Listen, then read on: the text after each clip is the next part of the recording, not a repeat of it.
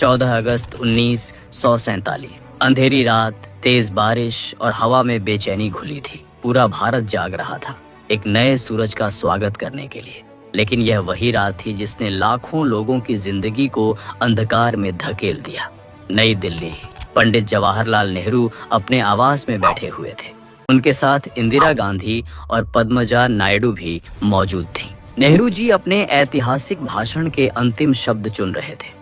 वह भाषण जिसे कुछ घंटों बाद पूरी दुनिया सुनने वाली थी। तभी अचानक टेलीफोन की तेज घंटी बजी। नेहरू जी ने रिसीवर उठाया और अगले ही पल उनका चेहरा सफेद पड़ गया।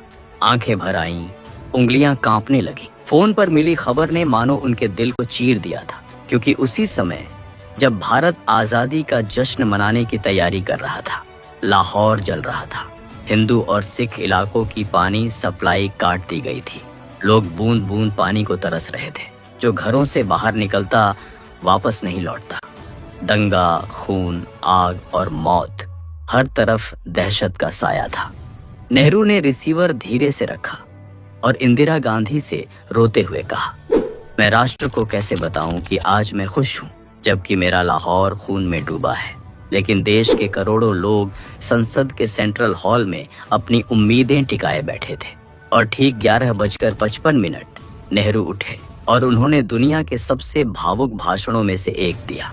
बहुत वर्ष पहले हमने नियति से एक वादा किया था। आज उस वादे को पूरा करने का समय आ गया है।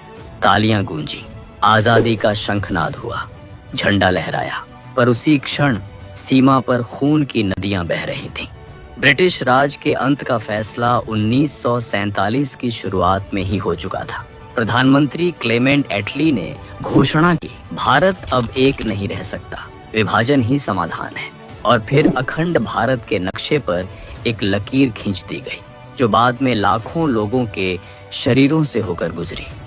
हिंदू भारत की ओर भाग रहे थे, मुसलमान पाकिस्तान की ओर।